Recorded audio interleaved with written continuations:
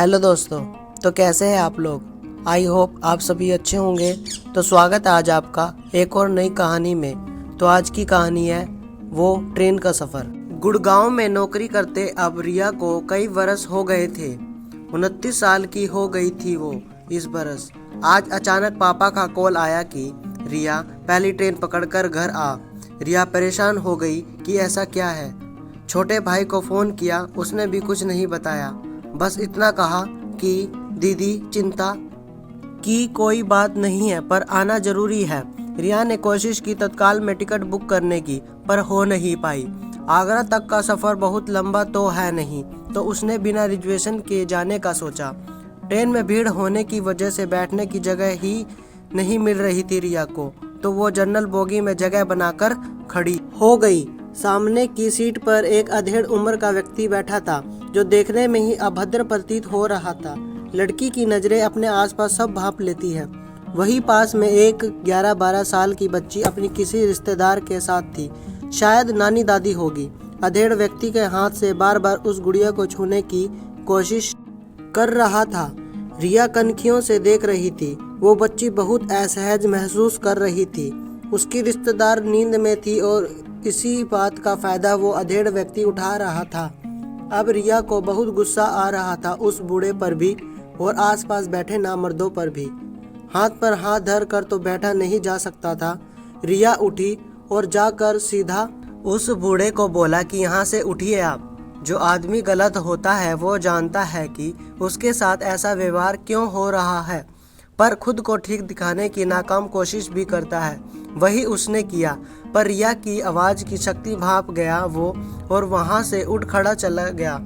कभी कभी बस आवाज़ उठाना ही काफ़ी होता है। रिया ने गुड़िया को सहज कराया और समझाया।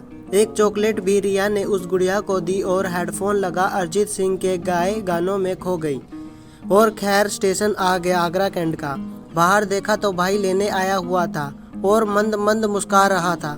रिया ने पूछा तो बोला, कुछ नहीं दीदी, बस गुनगुना भर दिया। सुन सुन दीदी, तेरे लिए एक रिश्ता आया है। रिया ने ध्यान नहीं दिया। घर पहुंच जाते ही माँ बोली, जाओ चेंज कर लो, कोई आने वाला है घर। ग्वालियर से रिश्ता आया है और लड़का फौजी है, और ये लोग आज ही देखने आ रहे हैं। लड़का अभी 2-3 दिन रोज के लिए ही आया है। रिया चिड़चिड़ करने लगी कि माँ बता तो देते, मैं कितने दिन से पार्लर भी नहीं गई हूँ। माँ बोली, अब तैयार हो जा जा प्लीज़, ये लोग आते ही होंगे। खैर ग्वालियर वाला सिंह परिवार आया और फौजी भी था विक्रांत, लंबा तगड़ा और रुबाब वाला। रिया ने कनकियों से देखा तो लगा कि कहीं देखा है इन जनाब को। रिया चाय लेके गई तो सिंह परिवार को पहली नज़र में ही भा गई। विक्रांत की माँ बोली कि बच्चों को थोड़ा आपस में बात कर लेने दी जाए। रिया और विक्रांत छत पर आ गए। विक्रांत ने कहा, आपको मुझे कुछ पूछना हो तो पूछ लीजिए। मैंने तो आपको ट्रेन में ही पसंद कर लिया था, जबकि जानता नहीं था कि आपके ही घर आ रहे हैं। रिया हैरान होकर बोली कि आप वहीं थे। विक्रांत बोला, मैं पीछे की बोगी से जगह ढूंढता हुआ बस तभी पहुंचा था जब आप उस अराजक तत्व को हड़का रही थी। वो कुछ बोलता तो मैं बीच में आता, पर आपने तो खुद ही सब प्रॉब्लम सॉल्व कर लिया था।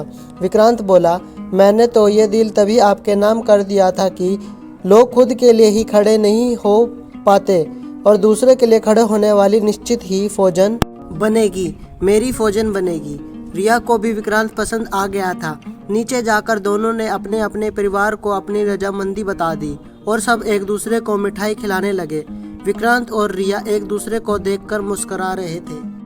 तो दोस्तों, आपको यह कहानी कैसी लगी कमेंट में ज़रूर बताएं, और कहानी पसंद आई हो तो वीडियो को लाइक करें, और ऐसी ही कहानियों के लिए चैनल को सब्सक्राइब भी कर लें। धन्यवाद।